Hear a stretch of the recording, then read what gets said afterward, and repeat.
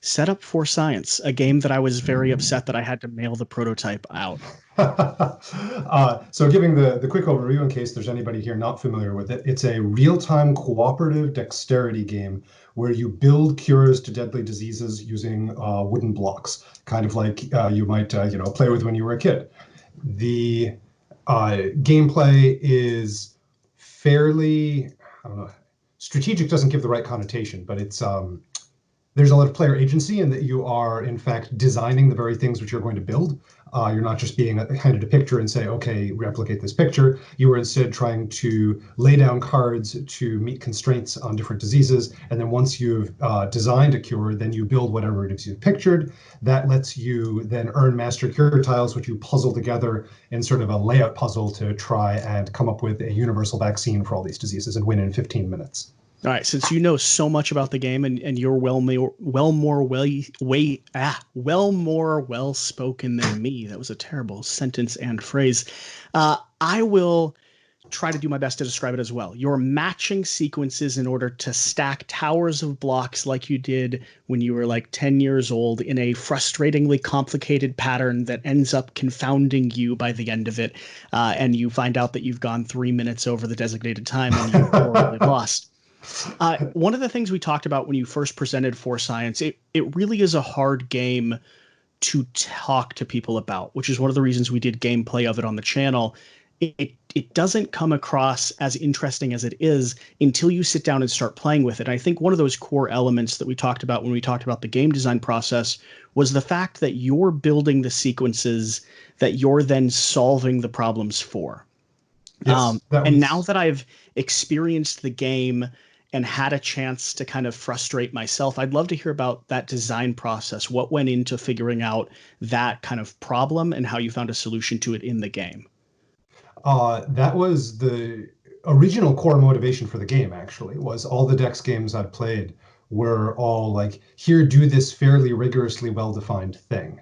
Now, keep in mind, this was a long time ago. We started work on For Science in, I believe, 2010 or 2011. Okay. It's been a long road. The more on that later. The so there are many there's some options out there for which that is less true. Like what is there's one I'm blanking on the name, but like a construction themed dexterity game, Hmm. not cooperative, but it has a little bit more. It has some more dynamism, and do a couple of others. But so figuring out how to make a challenge where you were both designing things and then having to build them and forcing the players to design things which weren't trivially easy Hmm. was literally the very first problem I tackled.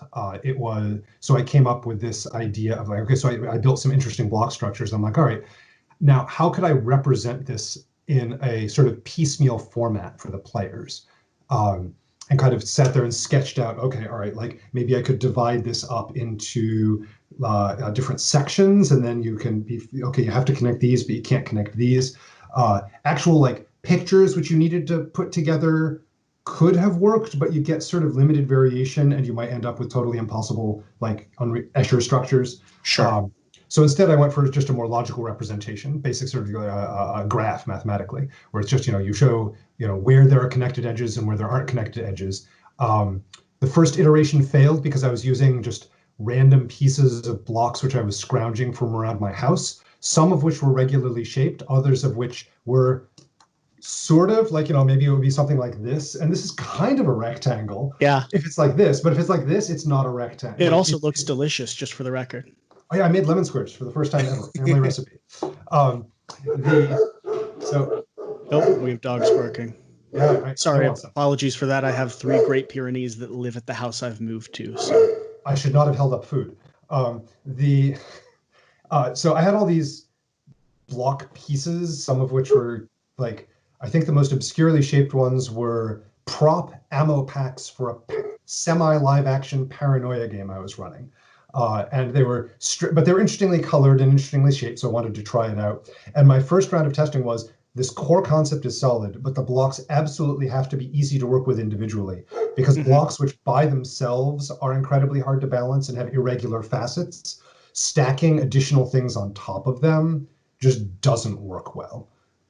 Even like if you look at junk art, which has all these really like Sure. strange shaped blocks, all of them have like, you can put a thing on top of them. They all have flat surfaces. They all have parallel planes. There may be one or two exceptions, but if you have something which is just all oblique angles and there's no flat planes and no parallel surfaces, stacking it to any reasonable height just becomes untenable. You So, have some shapes there that are like have curved on some of the edges, and Jan oh and I yeah, had a specific moment that I remember where we yeah, discovered we could flip it sideways and it was then flat.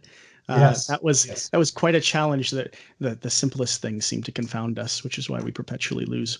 Uh, Well, also you're working off a draft rulebook. Like the final rulebook is going to make a point of showing, like you can use the triangles and mm. half moon pieces sideways because that is the most common thing that players don't realize and which can result in the game being literally an order of magnitude harder. So building into that idea of everything needing to be kind of mathematically fit together. How did you Yep. start getting to the shapes that you actually arrived to? Because we built some puzzles during our playtesting that didn't seem like they should work until both of us looked at them and then Yep. figured out that like with a little bit of leaning and tilting something the right way, Yep. there was a way to get the orange brick 3 stories high to connect with the blue one, but not touch anything else. But it Yep. was really hard. It's pretty impressive, actually. One of Ted Vesenes, who is a fellow game designer and who we playtest stuff together. He was a lead developer for Spirit Island, but I think he has put forward the hypothesis that there are either no or vanishingly few truly impossible builds in Mm. For Science, but some of them may be beyond the ken of most people. Uh, Someone's going to find one. You know that's the case. Oh, I actually like. There used to definitely be some, but like probably three-quarters of them were the fault of one design card, Mm. and so like I ended up cutting that design card, and abruptly impossible builds stopped showing up nearly so regularly. Now it just gets So to the point where it's like I think this is theoretically possible, but practically speaking, I'm not going to be able to do it without spending half an hour. for sure. So starting back all the way back with that core concept, the idea Yep, of wanting to design a dexterity game that yep, made me build the problem I had to like get yep. frustrated with. What Hoist was on that your own design sword. process like? What was kind of the last, I guess it's been about 10 years now that you've been Yep, working on it. yep. What's that been like? What are some of the key moments over that course of time? So the initial game so the core design mechanism and build mechanism came together extremely quickly. Mm. So playing design cards out, uh, having some sort of constraint on them in terms of number of design cards you need to have, and some limitations on what had to be pictured on them. And then once you're done with that, building a block structure using the connection rules as they currently are. Those snapped together super fast. The what I'll call the initial incarnation, although it was really N+1 or N+2. But the first version, which I brought to conventions, Mm-hmm. then had a third system of manufacturing, where each of the design cards had one or two colored symbols along the side. And you then needed to take, you had a limited number of factories, which were, one of these five different colors, and you had to lay them out. The very early prototypes before I went to cons involved like on a freeform hex grid. Some of them were directional, where the factories would point to each other, and you had to make a layout Okay. where one factory would lead to another. And the idea is you then have this design. You need to build the blocks, and you also need to manufacture the stuff along the side. And you need to have a sequence of factories. So if the sequence of colors along the edge of the card goes like purple, blue, blue, pink, purple, then you need a sequence of factories, purple, blue, pink, purple, following the arrows. Um, or in later versions, there were no arrows. It was just you're on a grid and you kind of move around. I'm gonna go stop those dogs just for a Okay, sec, all right, if no everyone doesn't worries. mind. Oh. All right.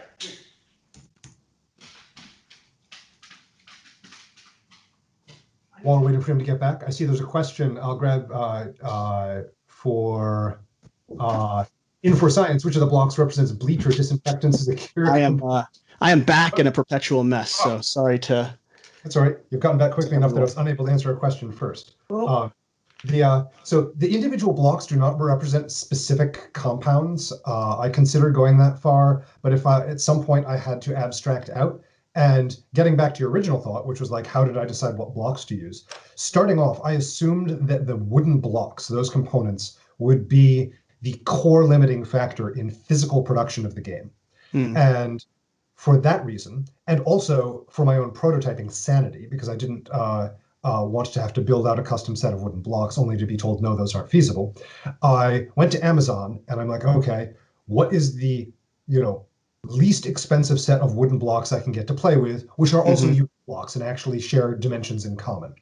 And there's a wildly popular kid set of blocks by Melissa and Doug, which were available for like, $20 minus discount became like $15. And so I did some back of the envelope math. I'm like, okay, all right, like worst case, if it ends up infeasible to include actual wooden blocks in the game, you could actually like run a game like here's all the components except the blocks for as a $30 game, and then you can go buy the blocks for $20. Now, as it turns out, the wood cost is much less cost prohibitive than I had originally anticipated, which is why Grey Fox is able to offer as a Kickstarter thing Sure. this getting a second set of wooden blocks. Like in the Which I universe, actually really like. my headspace was in, that would have been totally impossible. So it works out. It is also plausible, like the manufacturing specs for kids blocks versus these blocks might be different. I don't know. That is 1 or 2 degrees removed from me. So I was really excited when I went to the Kickstarter page and I saw that the second set of wooden blocks is kind of these just generic non-colored versions because yep, it raises the complexity in a different way. yep, And I think that's interesting. One of it the is. areas that I saw people talking about on the Kickstarter page, especially in response to the video that we did, Mhm. I was curious about getting your response to this inquiry. I've heard a lot of people like possibly frustrated by the fact that you continue running the clock when you're securing or when you're double checking other people's builds. Oh yeah, I've yep. heard that I saw that comment pop up 2 or 3 times, Hmm. possibly from the same person. It might have just been from Jan repeatedly. Uh, Hmm. and I was curious what your take on that would be. Should you potentially pause that clock, or is it built into it that like within that time you should be able to solve the problem that you're facing? Oh, it's totally built in. Yeah. One of the skills of the game is learning to translate back and forth between designs on cards and physical structures. And you do that in one direction when you're building structure. You look at the cards and then you build the structure. And you kind of do it in the other direction when you're verifying a structure. You look at a structure and you make sure it matches the cards. Hmm. That is part of the skill of the game. Doing it under time pressure is part of the pressure of the game. Yeah. Now, is there an incentive? Something which has come up in playtesting is 1 or 2 people are like, well, I feel like when I'm verifying somebody else's structure and I see something which isn't quite right, I just like, I feel like maybe if I just let it slide, then we'll win. And it's like, well, yes, you can cheat. Like, that's an option in Sure. any game. And in real-time games, that's doubly true. Like if you're playing Escape Curse of the Lost Temple, like you could roll a die which is black, has the black sigil on its face, and which you're supposed to leave locked, and just like pick it up and hope that nobody notices and kind I of didn't like roll go any of with those. it. I've never once rolled any Yeah. of those. And yes, you can totally cheat in a real-time game. You Hmm. shouldn't because you will undercut your own fun. Um, if the concept of doing verification under real time stresses you out, then I'd say play the game once or twice using the untimed variant so you become a little more Hmm. comfortable with doing it. But the game has a momentum to it. The game is real time, and it's real time for a reason, and that's to create a particular atmosphere during play. And if you hit pause every time somebody needs to verify, especially in a larger game, like if you have 5 people, then somebody verifying a build, that's 1 out of 5 people. The other 4 people are all doing stuff while that verification is taking place, Mm. and so like you don't want to just like crash the game to a halt every time somebody verifies something. Like if there's somebody slamming through workshop builds very quickly, that could literally be like play for 10 to 15 seconds, stop. Play for 10 to 15 seconds, stop. Like, Hmm. no, that's just terrible. So if people want to experiment with that to get comfortable with the verification, sure. But like honestly, that's what part of the clock is there for. The very first iterations of the Sure. game only ran 10 minutes, not 15. Oh, Um, interesting. it's been expanded out And we until needed a version that ran at least 20. When it comes to that play dynamic as well, Yep. what were some of the biggest challenges you had in terms of getting the game to the stage that it's at? Could you be a little more specific with that? Across kind of play testing and things, what were some of the areas that in earlier versions of the game you either had to trim out or cut out in order to get the game to the point where it runs and flows? You mentioned that it originally was at Yep. 10 minutes. That was potentially maybe too hard for the majority of players. Where was that like balance point? So what it was so that if there were a single story to this game, it would be the story of system number 3. I've said that the design and the build worked very early on, and then there was this manufacturing piece. That was the third system. And the game needed a third system right off the bat for two reasons. Mm. One is that not all of the design cards are equally challenging to build. There are some which are just easier than others. Let me see, like, I got some prototype cards here. These colors are not going to match the ones you see in the Kickstarter because I painted my own blocks before I knew what color scheme Gray Fox was going to be using. So like this card here on the video, there's four intertwining blocks. Mm-hmm. And then there's this card, which is a single cylinder. I like that One card. of these things is easier than the other. And so the game needed some way to account for that so that players don't just blitz through the design deck looking for the easiest cards. Now, there's a lot of different solutions to that problem. One is to make blitzing through the design deck painful, and different iterations of the game have done that in different ways. But the other is, like in the earlier versions, this was much easier to manufacture. The hard card was easier to manufacture than the easy card. So the third system was needed for that. The other reason that a third system was needed beyond design and build was in order to let the game scale to 6 players. Because if you have 6 of each block piece and you have a reasonable number of diseases to be working on, some versions have 1 per player, but once it goes beyond like 3 disease pieces being worked on at once, it becomes a little too chaotic, too much table space. If you have 3 diseases out there and a finite block pool, once you go above 4 players, people start running out of things to do because all the blocks are in use and there's nothing productive to design. So you need some other part of the game that players can focus on in order to accommodate 6 players.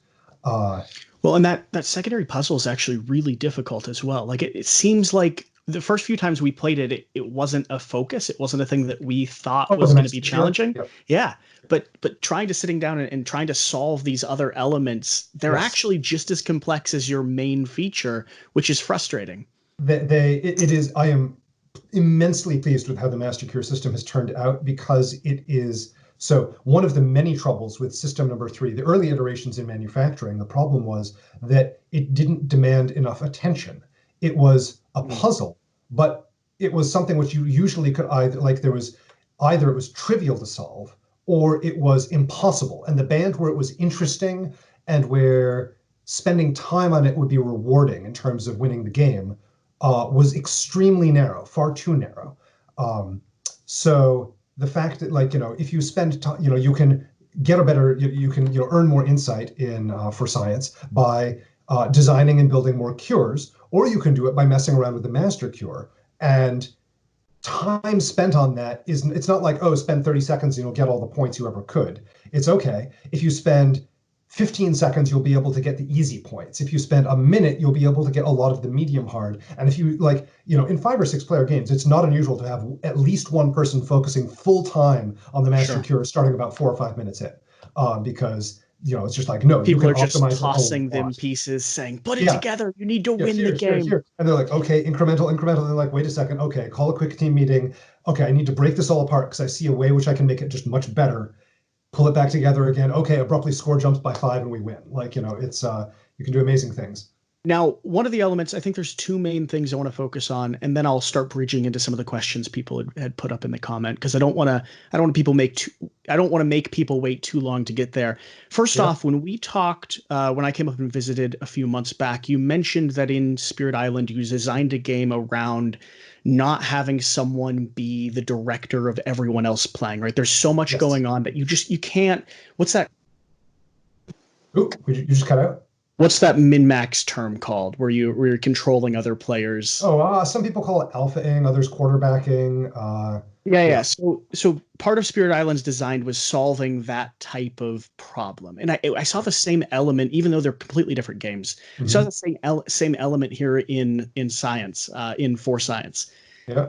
The dynamic of making sure that you weren't able to control what any other player was really doing when it comes to the game state.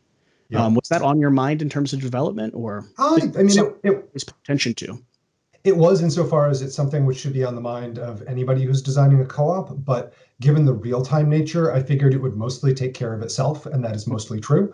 I have heard from exactly one group where somebody apparently managed to alpha regardless of the time pressure.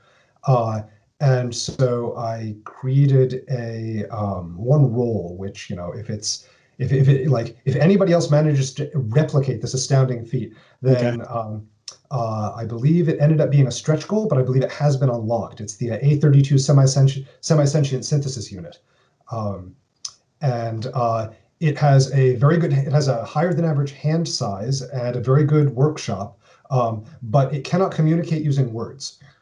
So it can make noises, so it can do the R2D2 thing, Sure. but so if somebody's really trying to alpha and getting in your way, give them that role. That's actually really fascinating, though. I hadn't seen that role pop up. That'd be Yeah. frustrating for someone that wants to alpha to have to play with, but it'd be an Yep. interesting challenge.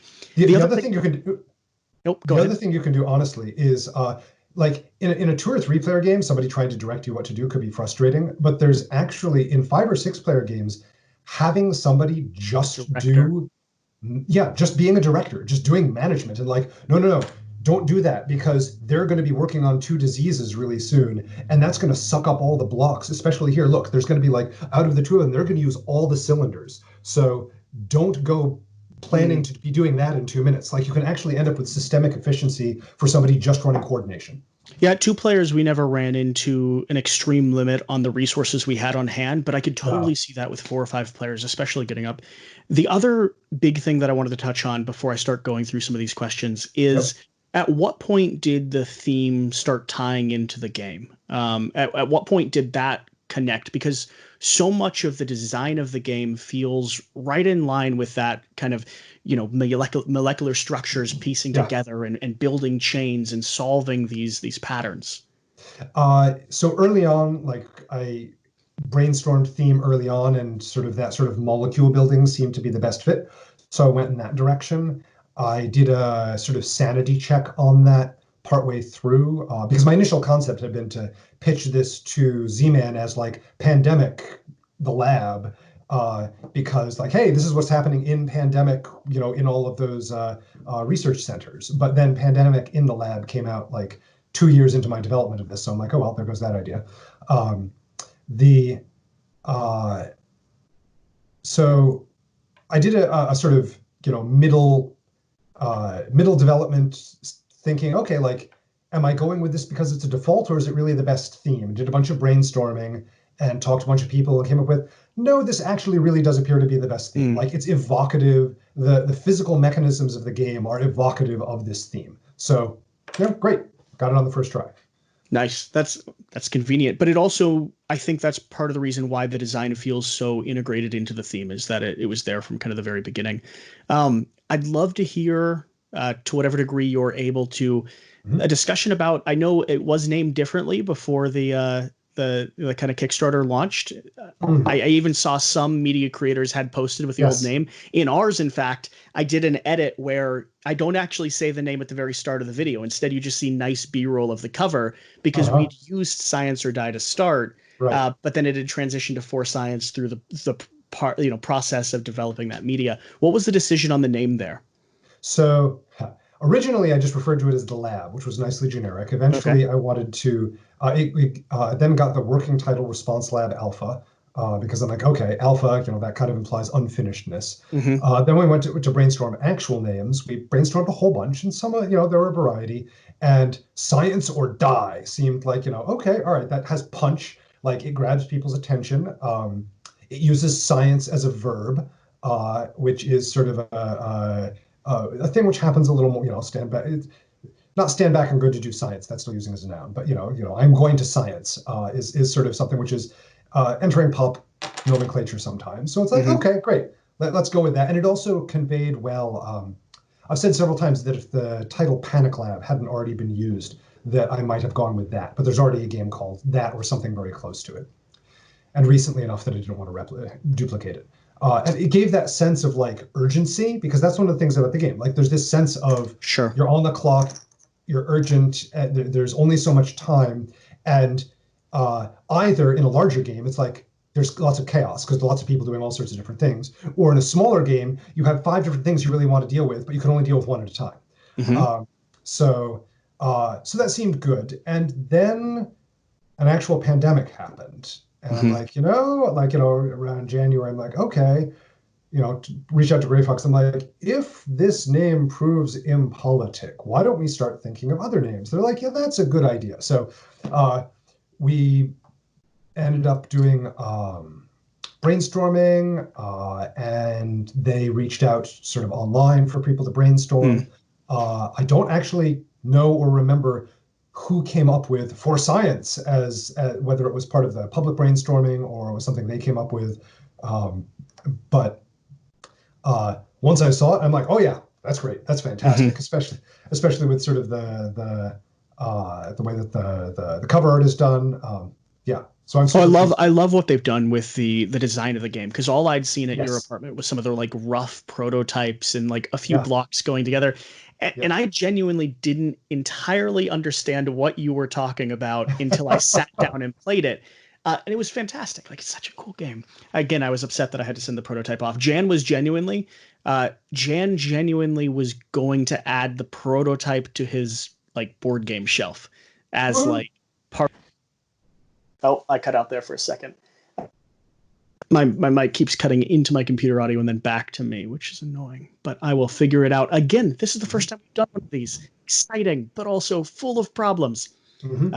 That's all right. This is still in prototype. We're not published or on Kickstarter yet, so that's right. As far as fan questions, let's go ahead and start going through some of these. I'll try to organize them in For Science to start with, and then more general game design, and then we'll go towards kind of Spirit Island and your thoughts around that.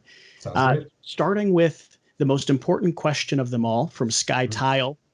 He said, please ask him if you will be my friend. He would very much like that. I am happy to have many, many, many friends. That would be great. I'm a parent though, so don't expect to drop by visit anytime soon. Okay, great. But officially established as Sky Tile's friend. I'm glad we bridged that gap. He was really concerned about it. He's been nervous for me to pose the question. So okay, all right, no, it's all good. I don't do like Weird Al Yankovic has his fan club is close personal friends of Al. Like I should do that. That'd be fun. I like that. Let's see here. So one of the first questions I see here, is there a particular takeaway you learned from designing For Science that you think will be especially helpful in refining your future designs? And this is from Iron Eye.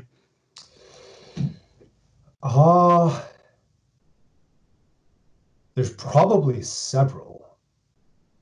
The one which leaps to mind, because it is part of the sort of like the largest story of the game's development, is to always keep interest curves in mind. Are you familiar with the concept of an interest curve? Probably not. Assume I'm not familiar with most things that sound intelligent. Okay, so the idea is that for anything which you're engaging with, which be it a movie or a board game or a novel or whatever, at any given instant, there's some amount of interest, some amount of it drawing you in. Okay. And in general, there are certain patterns of interest which tend to be more pleasing to people. Starting off with a little bit of a boom is kind of nice. It grabs people's attention. It gets them curious enough to continue forward. Sure. And after that, you tend to want to have escalation, but also some periods where the escalation backs off a little bit. So you end up with this sort of rising interest, which could be also rephrased as rising tension in plot. You can also, there's a lot of different places and sort of theories that it keys into. But the idea that you kind of want to go up and maybe relax a little, up and relax a little, up and relax a little, and then kind of reach this big crescendo followed by a very sort of a denouement, which is not too long and mostly ending. And the trouble, and the reason that I went through umpty bazillion iterations of system number 3 for Science, was that the interest of building the block tower to build the cure just couldn't end up being topped. Anything which was necessary to cure a disease after building a block was always an anticlimax, no matter what it was. So it took me way too long to realize that. And then the secondary lesson would be, once I realized that, I'm like, oh, okay, so if there's a third step, it has to come either before or concurrent with the build. And so I experimented in that direction, and I found some things which worked okay, but what ended up being the actual solution was no. Curing one disease is just those 2 steps. It has a really good arc already. It's just that then that feeds into a different system That starts to be some of those hills that you have that you're climbing throughout the course of the game, but it's not the crescendo. Exactly. Rather than trying to cram a third step into the interest curve for a single disease, instead you just let that be what it is because it was already working great. Don't mess with something which is working. And instead you have the results of that interest curve for that disease feed into a larger scale thing, the interest curve for the master cure. And that starts off, a single disease gives you a little bump in the master cure. So you can cure disease after disease and it rises over time. So instead of trying to take one and stretch it out artificially, leave one short and use it as part of a bigger one. I like that a lot. And I can totally, as you're describing through that, I'm familiar with the concept of it, just not the official term. And you can totally feel that throughout the course of the gameplay. The reason the end, either win or loss, feels so impactful at the end of that 15 minutes, or in our case, 18 minutes. I'm still disgruntled about that. We actually got to the end and then checked the time and realized we'd lost, which was horrible, but also really fun. When you hit the 15-minute mark in the video, I'm like, okay, I guess they either didn't start playing until 3 minutes in, or maybe they're just playing to 18. Because in the final version, like, one of the ways you can modify difficulty is to change how much time you give yourself. And that's one of the sort of the sanctioned difficulty variants, because you actually end up with a very different feeling game if you play it 8 minutes long versus playing it for 20 minutes long. 15 is a nice sweet middle spot. Like, it's like, okay, this has enough for a good arc. But you can try a blitz game. In that case, your special powers aren't going to amp us up as much, but you can do it. Or if, especially in a smaller game, you can go for longer. And then there's a little more pacing. There's a little more, okay, we have time. Just make sure not to get hung up on one of those 10-minute builds, and you're all good. So a question from the obtrusively loud goose that happens to roam about our Discord server. He can see some abstractions based on real-world tools like DNA sequencing. Is there any other real-world processes that you're transcribing into board game form? Any other ideas you're playing with? So in For Science, this one actually, I guess, bridges outside of For Science slightly. I should have read the question better. But he sees in For Science like actual properties that exist in the real world transcribed into a game that you can play. Are there any other ideas or concepts you're exploring that bring real world experience into kind of a game state? Let's see. And can you give any of them away? So a lot of my attention these days is on Spirit Island and For Science, because those are both in the middle of development cycles.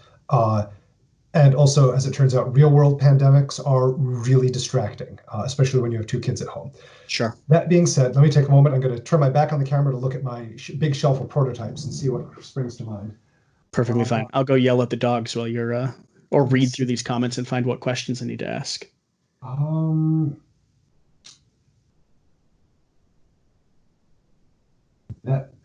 There's one of them. The problem is all the ones I can think of are ones I don't necessarily want to talk about, like, because it's like, this is what the truism in board game design is, like, don't hide your designs, because like nobody's going to steal them, and if they do, people won't buy them. I'm stealing all of yours. They're really good. I tend to err on the side of being conservative, only because it takes me so long to get through designs due to the constraints of my life that it's entirely plausible I could mention something. Another designer could hear it, think, oh, that's interesting. Forget that they ever heard it. Yeah. A year and a half down the road, go, oh, think of it as completely their own idea. Goodness knows I've done that. And then noodle around with it for a year or two, pitch it, and have it be published before I ever start working on it. Yeah, before yours is fully developed. I know. So the ideas which I have already put in some work on, I tend to be a little more closed-mouthed about. If I haven't put work on it, then I'm like, sure, whatever. Like, if somebody else scoops me, that's great. It's another game. It's like somebody else made a cool game using a neat idea that I may have also had. But then I get to see how it turns out without me having to put in all the work, which is great. It means you actually get to play it. Exactly. Let's see, other things. There was a prototype recently I was messing around with. Is this sufficiently big? It's a collaboration I'm doing with another designer. And I was talking to some friends about history and archaeology. There is at least one game I've done where I've had to do like literature surveys. There's two prototypes I have where it's not hewing to a real world thing, but to a literary genre, where it's a particular, so it's not trying to be true to fact, it's trying to be true to fiction. Interesting. That is, what else? There's that one. So while you're hunting, Yeah. Successful Geek left a comment that I find kind of interesting. He said the game Mhm. is secretly training for improved multitasking.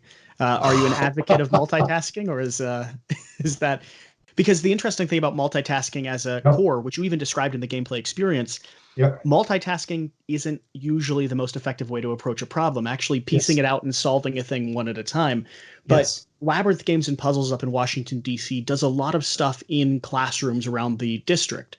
Hmm. That's one of their biggest projects is actually bringing board games into an educational environment. And I don't know if you've explored the concept that this actually teaches sort of like most dexterity games to some degree, but teaches patience and purposefulness and like zeroing in on a problem Yep. and actually would be a great problem solving tool for groups that are trying to figure out how to collaborate together. Because It you're not only building, but then also solving and failing. Yes. Yeah, I'd say more than multitasking, it definitely trains up communication. If you play with the same group multiple times, then you start learning like, oh, these are the sorts of things that people kind of want to know about. Like Mm, these are the useful communications. These are things we can elide over. Um, so there's that. It does teach you that trying to pay attention, it also, I guess, it teaches useful lessons about multitasking. It teaches you if you try and pay attention to too many things at once, then you're not going to be able to pay attention to any of them. The way that we as humans do multitask is we context switch very rapidly. And if that's done well, ideally what you do is like there's this one thing and you focus on it, and while you're focused on it, everything else kind of fades away, and you like get it done, and you aren't distracted by other stuff. And you just have this tiny little awareness in the back of your head. Don't spend too long on this because you need to go work on something else. And mm, then you finish up here, and then you go work on that other thing, and you're able to give each thing like sort of dedicated focus, come out, dedicated focus, come out. And so multitasking is really about fast context switching and doing so in a way which is effective instead of flailing. And it mm. definitely helps you practice with that. No So questions asked. I see two or three more questions here for Force Science, and then we'll get to some of the game design ones. Again, that noisy kind of obtrusive goose that happens to waddle around our Mm-hmm. Discord server says you spoke of complexities in determining unfeasible structures. Was there some type of matrix developed to determine the structural integrity from the very onset? No, the initial design cards were all made by I built interesting structures and then broke them down into cards. Hmm. So actually, So the other way. yeah, absolutely. And in fact, I've occasionally run into trouble when I design cards purely on paper and then start playing with them. It is a little too easy to design things which look interesting on paper but end up not actually working so well in practice. Okay. I have Professional Hooter, and I haven't fully read this question, so we'll see where it goes. Hmm. I have super shaky hands, so he doesn't think he'll be able to properly play this, but he's Hmm. definitely going to have fun watching people play it on YouTube. Is there, for anyone that does have dexterity problems or way that you approach, I know the blocks are fairly well sized, but you do have to Hmm. stack them up in a tower. Have you thought Hmm. around kind of that element of the game? Is there ways to mediate for that? If you're playing with two or more players, or especially three or more players, you Mm. can play the entire game without ever touching a block. Yeah, and we The talked about that. Yeah, and there's roles which support that. There's the quality assurance one who does lots of verifying. And if you're doing all the verifying at the table, especially in a big game, you may not have time to build. If you and you're helping your team, you're doing great things. You can design, you can do master cure. Not being able to mess around with the blocks is much harder in a two-player game and just flatly doesn't work in a one-player Sure. game. One thing you could do is say all block, like if you is say all blocks may touch the table. Hmm. Uh, So build it across that's a flat surface instead of having to stack it up. So you're still exactly. solving the same sequences, but you don't necessarily have to deal with maybe an element that just physically wouldn't be Yep. possible. There was actually a role for a while which had that as a role power, where you could have one block scaling with yellow, which could one additional block could touch the table. The problem was that most of the time, one or two blocks wasn't really relevant, and being able to do it for large numbers of blocks just made the dexterity an order of magnitude easier. And in this case, that's what's warranted. So like I have some familiarity with how it changes things. For I have a friend who has, I can't remember what the name of it is, but it's sort of, it's like tremors. Sure. And the more he focuses, the worse they get. So Hmm. for this, that would totally, just say, okay, all right, when I'm doing builds, I can put them flat on the table, because for me, that's as challenging as a regular build is for somebody else. Mm-hmm. Yep, that totally makes sense. So a few more Roughly. design questions. No, Yeah, I think absolutely. that's an interesting answer. So SkyTile, how many games do you currently have in a phase where you've started playtesting with other people? What's your current development on? So that depends And on can I play them? it depends on where you draw the cutoff. For example, there's a game called Insane Alchemy, which I first developed, I think, in 2007. Playtested it heavily around 2008 to 2009. I backburnered it, brought it out again briefly around 2012. Haven't touched it. Like, I may have brought it to a con once since then. But I Hmm. know I'm going to get back to it someday, because people who played it back 12 years ago keep bugging me about it and saying, when are you Hmm. going to do that game? So I haven't worked on it anytime recently, but it's definitely something I'm going to work on. Does that count? There's another game I've had where I have prototyped the initial concept with other people, the core, like, it's not action selection, but it's a simultaneous sort of action selection resource division mechanism. It's one of the core driving ways you do things in the game. I've prototyped that with other players, but not the full game. Hmm. I haven't Because even prototyped that one with of the myself. things that people may not reference is part of your game design process is actually breaking down larger concepts into Yes, bite-sized pieces that you can then develop and figure out how they operate, and then putting them back into a structure. That's exactly. something we had in the longer conversation we talked about. Yeah, yeah. Go into that a little bit because I found that element of our conversation, it really stuck with me. Sure, yeah. Like, if there's a mechanic which a game hinges around, or any system really, but especially ones which are sort of centerpiece to a game, which are going to be core to it, like building is for Mm, science, then I want to test that first, because if it doesn't work, then the whole idea falls down. And if it needs to change, everything else in the game will need to change around it. mm, So I want to verify it first, because in general, like, one of the big rules of game design is iterate as much as you can. The more you iterate, the more you'll understand your game, the more you'll be able to fix things wrong with your game. And the and because of that, anything which gets in the way of fast iteration is sort of an enemy. This includes doing artwork too soon. It includes, like, any number of things, but one of them can be, don't test an entire game when testing one system will do. So, like, there's like the collaboration I'm doing right now, the core system for that collaboration, I pulled out and then I just slapped this completely generic train game on top of it. Like, literally banged it out on my computer in like 2.5 hours, and brought it to a game night, and we tested it. And people were like, huh, well, the game as a whole is meh, but this part of it, pointing at the central system I was trying to test, that was fascinating. And I'm like, great, success. that's all Um, I was running. Yeah, that was the game. exactly. The Yeah. rest was just a test harness for it. And one of the interesting things I can speak towards when it comes to your prototyping or comes to your game design process, the early versions of like Spirit Island and even the early versions of Force Science that were well developed by by the point I actually got to see them were Mhm. still, rough and just enough to get them functioning and get them on the table and let people see them. Like, you didn't spend an immaculate amount on the correct artwork first or any of those like upgraded components, things that I think possibly get in the way of just the core game Yes. design itself. And so if any designers are listening, trying to like gauge how they should go through the process of designing their own game, you don't have to spend piles of money on fancy components and upgrades and mechanics. Like, make sure your core game is good, and someone will pick it up and bring it to the table, and you'll have an audience fall in love with it. And I think that's true. I mean, that's certainly true for Spirit Island, and I think people are gonna absolutely love Force Science when they get it to the table. Another question here from Nifldav. I'm not sure what it is. Nifldav. What is the next game or expansion likely to be? Anything on the horizon that you're willing to shout about? I don't know. I have too many things too far. Like, Spirit Island and For Science were my most advanced games when I had kids. And Mm, so I focused all my efforts on them. And as a result, my pipeline is on the dry side. I have started replenishing it since Spirit Island first came out a few years ago. But then Jagged Earth happened, and mm, For Science continued, and so sort of having two successful games, in process is great, but it also means I've had less time. I have gone through one, two. I've probably play tested or personal play tested or run partial concept tests on around a dozen, probably like 12 to 15 different games since I finished with Spirit Island in 2015, handed off files to Greater Than Games. But are any of them pitchable right now?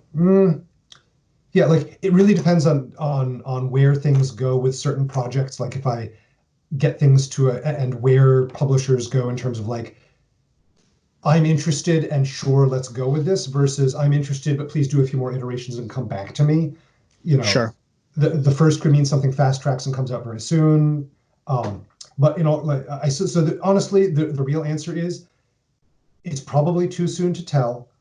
And the next thing you'll see from me, like odds are pretty good that it's going to be an expansion for either Spirit Island or for Science. In the two lines that you're already kind of building off of. Exactly. Interesting. Well, we will be following along, and I'm sure Quackalope will be covering whatever you have coming down the line. So far, I'm a big fan of you.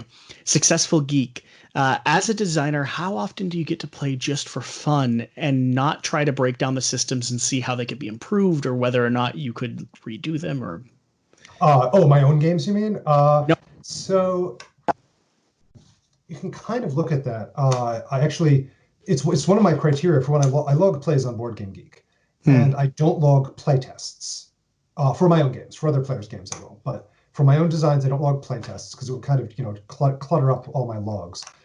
And so I only log plays of Spirit Island, which I do mostly for fun. There might be a playtest element sort of buried in there a little bit, but mostly I'm just having a good time with my friends. And the answer is before a game comes out, sometimes, but not super often. And the earlier stage a game is, the less often it happens because, you're sitting down and playing a game for fun when it's half broken doesn't really work. But there is a relief which happens with handing off files to a publisher. It's like, oh, great. Like, I cannot make decisions anymore. It is done. I will often then pause on playing it until it comes out because if I'm playing with the prototype materials, part of my brain doesn't get that message. And so half my brain is like, ooh, we could just tweak this thing. And the other half is like, no, we can't do that anymore. Like Spirit Island, after I handed it off to Greater Than Games, I took a bit of a hiatus from it. But then when it came out, it became my most played game of the following year. I think I played it like 50 times for fun in the following year or something. I can't, maybe not that many, but now, outside of your own titles, are there any games you find yourself coming back to kind of to that degree? And do you ever have a similar problem in terms of sitting down to play a brand new game and analyzing or breaking it down or thinking like, oh, this isn't my design, but if they tweaked it here or there, it might be better. And you don't have to say any names, but looking at games with designer brain is something which is an intrinsic part of playing games, and it's part of the fun of playing games too. Honestly, I have occasionally thought about like starting up a big list of like a geek list on BGG saying like, hey, here are games I've played and what I've learned from each of them. Because like virtually any game I play, I'll learn something about game design from, even if it's just like, oh, that's a neat mechanic, or oh, when these two things exist in the same game, this is how they work together. This is the dynamic between the two. now Don't use this font in your rulebook. Like there's many possible lessons to be learned. That's a good lesson to be learned. Now, something, for instance, like For Science, when you started developing that game, now this is going to be a question coming from Mugato. He's wondering, did you play other games in that line or in that genre to try to both learn lessons, but also see what was already out in the market, what was in the field before you start developing your own? Yes and no. I do try and I try and play lots of games just so I can stay abreast of the market, stay abreast of the field. Since I started developing For Science, when I hear about a dexterity game, I will tend to go try it just to see like what the comparison is, because people will invariably be like, oh, it's a dexterity game. How does it compare to junk art? How does it compare to the problem is I always forget the names. I'm terrible at names as well. The one where you're sliding the random things down the list. How does it compare to that balancing things on the pirate ship game? How does it compare to the Men at Work, construction site game? How does it compare to all of these things? And that way I can go, oh yeah, so it's, it may be a little bit like it in this way. usually thus far the answer has been it's not really the same. They're both dexterity games. That's about it. Another. So I generally try and stay abreast of things, but for a given game, I might do a web search on similar games to make sure I don't reinvent the wheel. But at this point, I am more immersed in like the number of new board games I play per year is probably higher than 90% of people who play hobby board games. There's certainly a core of dedicated people who are as into it as I am and don't have kids. How many do you think you play? New ones do you table a year? I think on average about 100. Okay. I may be wrong on that. Anybody can look it up. If you That's a good number. BGG stats, then you can figure it out. But I think it's in that rough order. It's certainly not fewer than 40 to 50. It's certainly not more than 150. So I figure like, sure, I might miss something, especially these days. So many games come out. Nobody can keep up with all of them. So the best you can do is just have sort of a light sampling of the field and keep your ear out for the super popular titles and be aware of that. But to jump back, other games which I want to dive deep on, because I do a lot of surveying, like playing them once or twice just to get a feel and learn from it. And then if it doesn't call to me, don't go back to it. But there are a few games. I'm actually wearing a shirt for one of them, Argent Consortium, done by Trey Chambers. Okay. This is Argent University. So that's one which I really love and have played like 20 plus times and just, keep bringing that back to the table. I really enjoy it. There's a few others, but I don't get as much time to play games as I did before having kids. So, sure. Although that is part of the process. I think a lot of people listening can relate to that. Yeah. Keep switching from my Rode to my computer, which I'm going to have to solve after this is over. Yep. Another question. My kids are now playing games with me. We've been playing a lot of For Sale recently, which is something nice. I hadn't played recently, but they're really taking to. Another question from Magato. Do you put theme, player experience, or gameplay first when it comes to game design? I think that's the phrasing of that question belies the underlying reality, in that there's two pieces to it. There's initial inspiration, and that I can give a firm answer. Usually my initial inspiration comes from 2 out of 3 things: a neat mechanic, a moment of play, like envisioning like one player like moving a piece and doing a thing and sort of the mood at the table, or an interesting theme to explore. And I'll usually get 2 of those 3 things. And 2 of those 3 things will combine and come up with a game idea. Then there's process. Once you have the initial idea, what do you prioritize? And there, it's overall about experience, but the way that you create experience is by mechanics and theme and other things too. So it's kind of hard to answer that. I'll ping pong between mechanics and theme frequently if I'm designing a thematic game. But overall, like, I had the realization, like, sometimes people say, like, it's sort of a recent realization in the industry, like, design for the user experience of playing a game. And then somebody else was asking a question like, why does Jamie Stegmaier keep making more on every successive Kickstarter? And it's because he has realized that prioritized user experience doesn't just apply to playing the game. It also applies to other aspects of the game, like owning or acquiring the game, or being in the Kickstarter for the game. And he's really good at that. He makes it enjoyable and fun and rewarding to be involved. So anyhow, that's a long rambly way to answer. Player experience is paramount, but is composed of other things. So you can't say that you only focus on it to the exclusion of other things, because it incorporates those other things. So a question coming in from Successful Geek. Are there any games out there that have mechanics that you don't usually enjoy, but that you absolutely love? Ooh, why don't you ask me another question while I take a quick look at my top-rated games on BGG Sounds reasonable. To answer that question. And I think one of the reasons he's asking that question is because dexterity games aren't usually games he gets to the table quite as often. But he said he's going to be really compelled to try out and certainly watch people play for science. Let's see. Where's another question here? What is the most common? Oh, this is a Spirit Island one. So let's Let's see. I think I've covered at least the first half section of game design. So let's touch on a few Spirit Island questions here while we think back through it, because they're sort of tied Sure. together, right? Yeah. Here from Iron Eye. What is the most common mistake you see people making when designing custom content for Spirit Island? Or to put it in a more positive spin on it, if you could give any tips on folks who are making custom spirits or adversaries, what would it be? Well, if I want to cheat, I'll say the most common thing is people not having read Ted Vessimus's development notion of a development stack, where some parts of a spirit are more core to them than others, which means both that you should make sure that those represent the more thematic aspects of the spirit.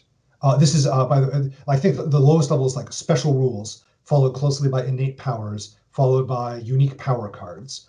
And then on top of that, I can't remember his ordering, but like presence, tracks, and growth are all on top of that. But the idea is that uh, first of all, the spirit's theme should be reflected in the things which are most active, and innate powers will tend to fire more often than unique power cards get used. Special rules will tend to be active all the time.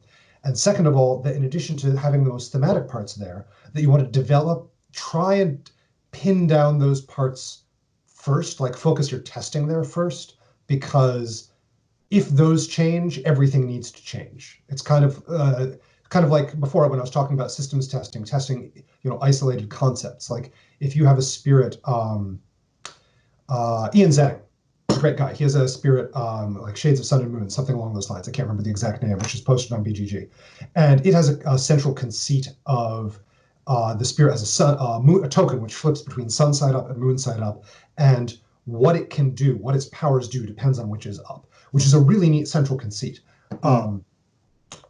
And but it's a different one enough that like if you're making a spirit like that, make sure that's the first thing you test, because if that doesn't work and you need to change it, the rest of the spirit is going to need to change. So you know, find that post which Ted made about the development stack, and he did is that's kind of cheating because it's actually consolidates a huge amount of advice into one concept. But that would So probably be someone find the post and like stick yeah. it in a chat room or something, and we'll pin it for people to reference. Because I'd like to check that out as well. So If nobody else can another find it, I have it bookmarked, so I can if you let me Oh, know, I cool. can Yeah, if find you it. wanna send it to us, that'd be fantastic as well. Yep. Another question following that line from Iron Eye, which will actually tie back to the game design more or Yes. less. Mechanics of Spirit Island and Force Science both produce gameplay experiences that are not particularly well represented among popular games. Contrast that with many examples of engine heavy or deck builders or dungeon crawlers, etc. Are there any gameplay niche? Ooh, you just And cut out right before the meat there of the question. are there any gameplay niches that you think are tragically underexplored? Sure. I don't know what all of them are, but I know that there's some. I feel like one which I always mention whenever somebody asks me something even tangentially related to this is victory. Like for a long time, all of our games which we had out were nearly all single winner, everybody else loses, or maybe team versus team. Then cooperative games more recently, people have gone, oh wait, like people like cooperative games. Okay, so now we have co-ops. Um, but there's a lot of other possible victory structures. Cockroach And poker.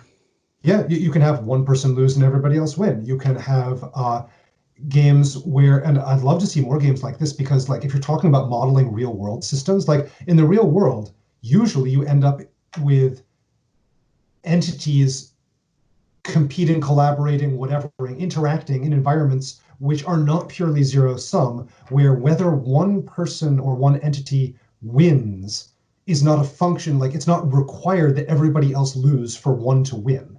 Mm. But there may be competition over scarce resources or other things. So it may be that there's indirect when entity X wins, entity Y tends to lose, but it's not required. So you could have games where it's like, oh, okay, each player can win or lose individually, or games with dynamically formed teams, or games Reminds me where, of sort of the vagabonding route where there is a alternative win yes, condition where you can join exactly. with the lowest level. I've never seen it utilized, but it is a unique approach to changing the victory condition for a game that can be run away with. Yeah. Yeah, and that was something which that is one of the things I really enjoy about Root is that the so playing around with like different victory conditions is one of them.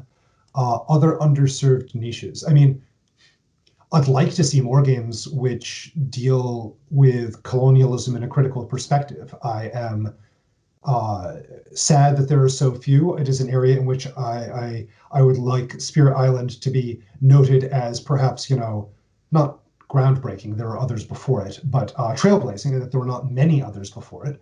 But I would like there to be many other more recent ones, which have their own takes and ways of saying things. And some insight I have, again, from a previous conversation that we had around Spirit Island, which is something that I've seen echoed in the community, is because you're playing with spirits, you're not taking control of, remind me the population base. The Dahan? Yeah, the Dahan. But you have expressed interest in figuring out a way to actually make them a functioning part of that experience, right? Like that's something that's compelling to you, whether it's in Spirit Island itself or in a different type of game. Utilizing them as sort of a core player agency is something that you're looking at. Oh, absolutely. I just need to make sure to go out and find out if this is something which the people that who might see themselves as represented by the Dahan are okay with, and if so, what they would want out of it. So that's not something I can do on my own. That's something that's going to require other people. But it is an element that you'd like to see explored more, and you'd like to see sort of, and I think we're seeing in a lot of different areas of media, those parts of kind of cultural conversations are coming into play a lot heavier now. So I'd like to see more diversity in game design, both in terms of like who the people are, but also who's represented and what types of things are represented. It doesn't need to all be trading in the Mediterranean, or if it is, you can zero in on specific things and make games which may have less common themes. Out of the box stuff where like in Vast, the fact that one of the players is the cave, that's lovely. So any other underserved? So tying to that back to sort of Successful's question there, have you been able to find any games that deal with mechanics that aren't your favorite mechanics, but they do them in a way that actually make you kind of love the game? So that's actually something I've been trying to glance over in the background, but it requires more thought that I can manage while listening to questions. Of course. There are so in general, one of the things I tend to like in my games is strategic control. I like having player agency. Here's actually a good one.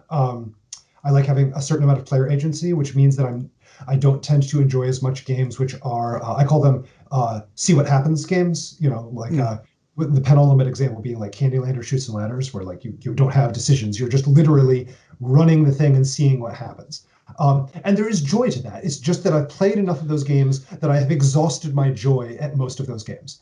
But every now and then there's an exception. For example, Hex from Smirk and Dagger Games is a take that, see what happens game. And those are neither of those is usually in my wheelhouse. But Hex manages to be this particular flavor of, I don't know, slightly madcap chaos. Now, admittedly, I do play with variants. Like, it's a game where you have you're basically hurling hexes at each other and deflecting them at other people. And I've taken out like a third of these simple deflect left, deflect right, deflect across cards in favor of the slightly weirder ones. There's still some of the basic ones, but a lower ratio. And instead of just dealt a hand of 5 cards and play, I do a draft. So you know a little bit of what's out there, which, gets me my little dose of strategic control. But after that, honestly, it's like, I'm going to throw this at you, and I have no idea what's going to happen. Oh, look, you split it in 2 and threw it back at me. Well, there we go then. So there's one. That's cool. I'll have to check out all these games that you're listing. I need someone to collect them in a sheet so I can go through and actually dig into, because there's like well over half of them I haven't even heard of, let alone played. Which is great because it gives me insight into things that maybe I should not only bring to the channel down the road. I'm also super fond of Twister, I'll say, but that's not something which most board gamers go for, despite the fact it's a dexterity game, just a very big one. I have been trying to talk Jen to bring Twister to the channel for ages now. We'll get him one day. Maybe I will do a Twister game with you. Absolutely. Sounds good. Next, I want to take me on as a guest. Next convention we have, Yep. UI and Jan are going to be doing like a whole rundown of Twister. That sounds like something Awesome. that has to happen. A question from the collector. Uh, Ask him what idea for Spirit Island really excites him, but he just can't figure out how to make it work thematically or mechanically. Ah. And don't give too much away. Yeah. So let's see. Well, there's one I can answer easily because right now I literally can't do it. Mm. Uh, which is there's a thing I'd like there's a design space I'd like to play with in Spirit Island, but can't because of how things are currently phrased. Like if it ever happens, it would have to be in a second edition or something. Um, where Is that a confirmed second edition? oh gods, no, Just picking on you. yeah. Um, but We need like all the news sites to say like Quackalope breaking news. no. But like vital strength of the earth has this innate power, gift of strength, which lets you repeat a power. What it really ought to do is amplify a power, but there isn't a good mechanism for that in game. And I've realized, oh, like if we'd been a little more careful about what we specified as numbers and what we used as English words on cards, then maybe I could have explored some design space around, add +1 to any number on a card or something like that, where maybe even keyword it, so that would be really neat. But sadly, it is just not possible. Mm. I am super excited to possibly make the Dahan as a playable faction, but that is something which I cannot know is plausible first until I talk to a bunch of people, and then even if it pans out there, until I do a bunch of mechanical experimentation. Let's see. Can't give that one away. Can't give that one away. I feel like there were other things. No, that's a few of them. There's probably, if any others crop to mind, I'll jump in with them later. Cool. Another general game design question. We've got into some of the questions that people have been asking while we've been talking. Jakari asks, how do you approach making mechanics that are not only functional and thematic, but also widely fun and engaging? Watch playtesters is the off the top of my head answer. Or if I'm in the middle of designing them, try to imagine what players are going to do with it. Although, like, the difference between I'm sitting at my computer imagining what it would be like to play the game and typing something, and I draw that same card while actually playtesting and in a real non-hypothetical situation and evaluating its functionality. Like, it's astonishing. Even after decades of making games, I still end up with substantial, like, what was I thinking when I made this card? There's no way that this is fun / is balanced / will work. How to make things that are broadly fun. Yeah, like see what excites people, see what you can't go purely by looks, because some people, when they get really engrossed in something, will look bored out of their mind. Like, in some Spirit Island games, people have like shut down. It's like all the affect drains from their face. But if you ask them afterwards, it's because they're incredibly engaged with the mental puzzle. So you need to check in. But you can also sometimes tell, like, if somebody gives specific feedback. Early on in Spirit Island, there was a friend, Kate Hirschbill, who tested, who she did co-op games aren't usually her jam, but she's just playing. She's like this, that, the other thing. It was incredibly early. She's like, this was rough, that was rough. But I'll say this: the major powers, like, they don't suck. And so I'm like, okay, great. Like, she had a very visceral reaction to that. Like, she drew them and she was like, whoa! Like, she sat up and had this like, these are amazing, and that was clearly a very positive experience for her. And so I'm like, okay, mental note to self: major powers should be like moment of awesome when you look at them.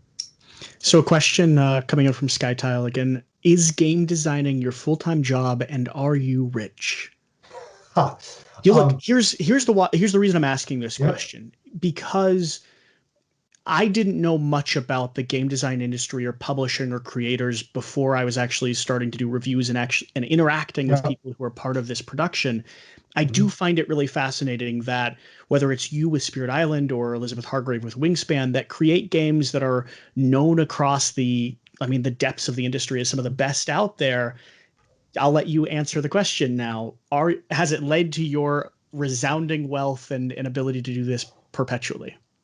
So Spirit Island is doing well enough that if I were single, living on my own in a one-person apartment, then I could, Spirit Island would have let me focus on designing other games or Spirit Island expansions and living off of the proceeds during that time.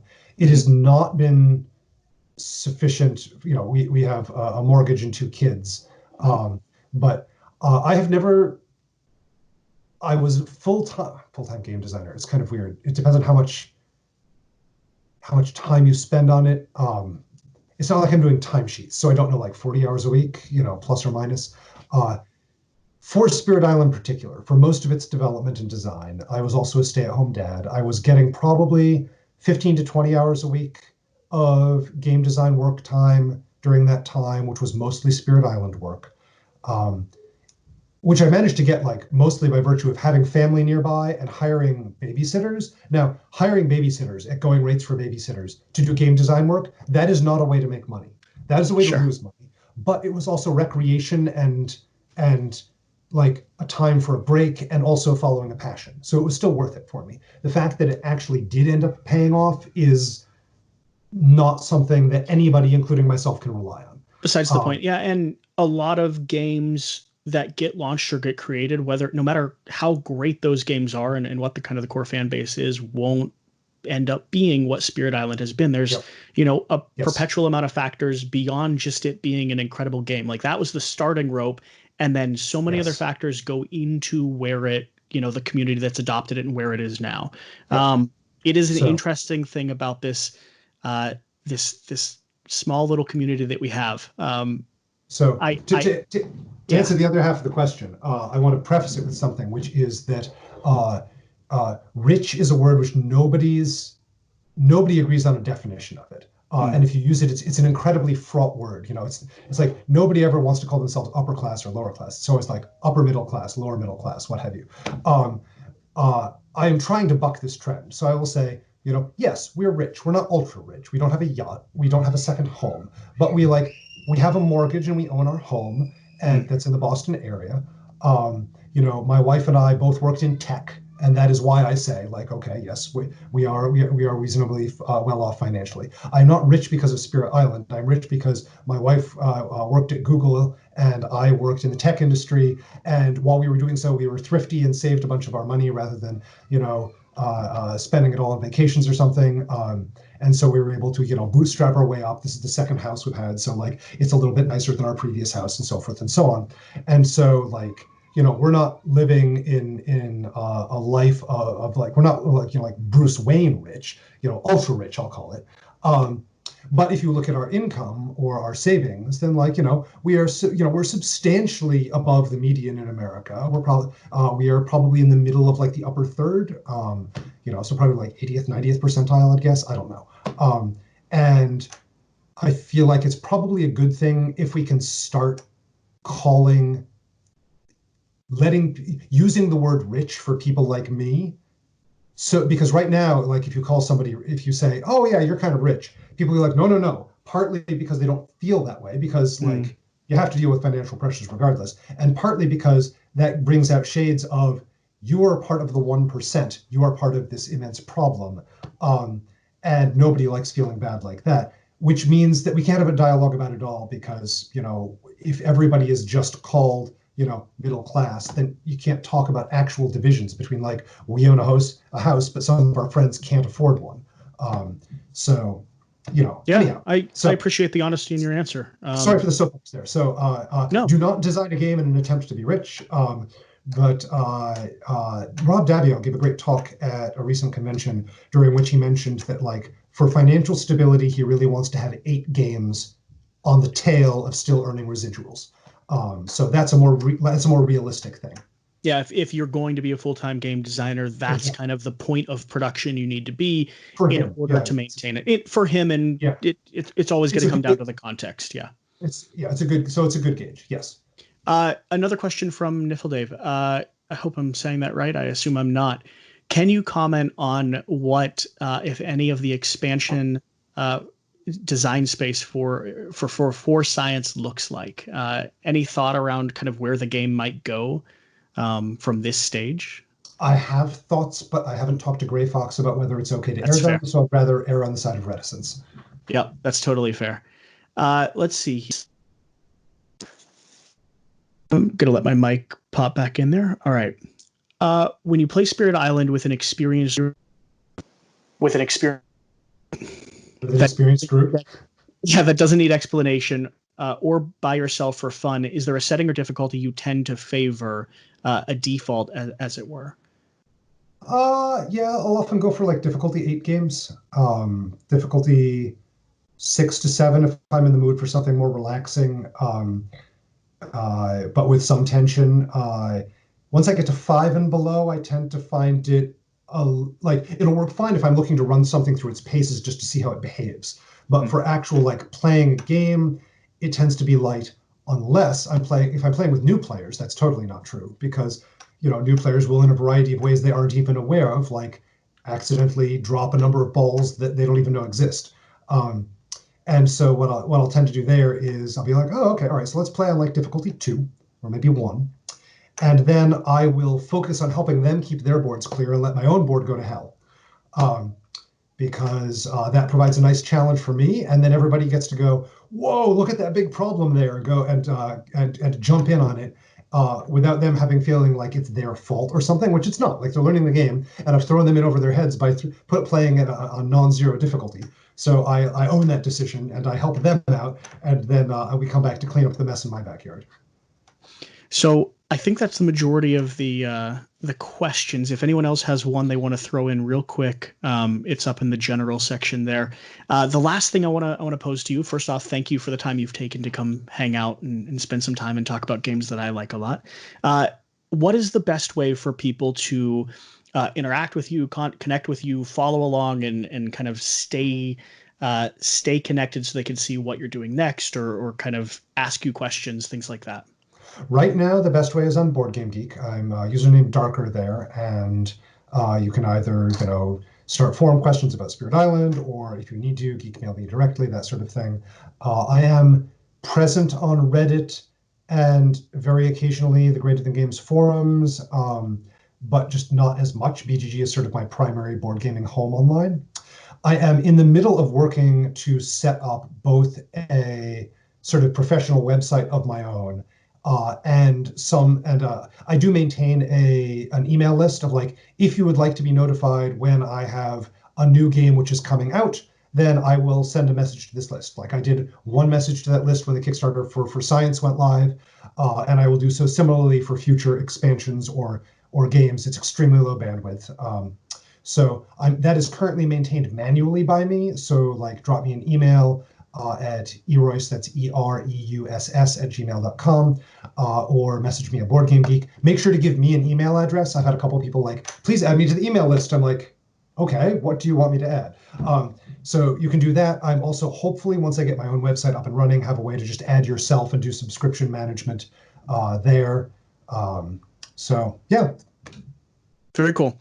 I appreciate the time. This is all going to be recorded, hopefully both audio and video, but I know we got the audio feed, so I will be posting it up here in the Discord server and sharing it out and stuff like that. So awesome. Greater Than can get a hold of it and have people see your thoughts behind the game design process. Great. Thank you so much for having me online. Can I give the 3 pitches for the things which are currently active? Yeah. So, For Science is on Kickstarter by Grey Fox Games. If you go to Grey Fox website or Kickstarter, you can find it. Jagged Earth, the expansion for Spirit Island, is, I believe, still pre-orderable via BackerKit. If not, then it will be, but I believe it will be closing on the sooner side. So you should be able to do that by hitting up the Kickstarter or the Greater Than Games website. And the digital version of Spirit Island is being done by Handelabra, and just this last week went into early access on Steam. It is early access, so there's a lot of parts which are still rough, but overall it's working. It's good. I have enjoyed it the times I've gotten to play it, although since For Science started on Kickstarter, that has been fewer than I would like. I believe I've seen some screenshots already in the Discord when it first went up. So yep. I know some people have played Spirit Island. I'm not sure if it was through that specifically. It's pretty neat. They have both an original game 2D view, a 3D view, and now I think they've just added like a hybrid 3D but original game flat untextured terrain sort of view. So yeah, they're doing lots of good stuff with it. Yeah, that's neat. Yeah, we'll have to check it out whenever you actually have more time, which seems unlikely in the next month or so, but Yes. considering all the chaos going on, I will also make sure I email you Jan's address so you can just send the prototype copy of For Science back in our direction. Oh, no, Sooner or later, we'll just Ah, yep. So, yeah. All right, I'm gonna go ahead and disconnect from the Discord. Okay, have a good one, everyone. Thank you so much for So tuning in.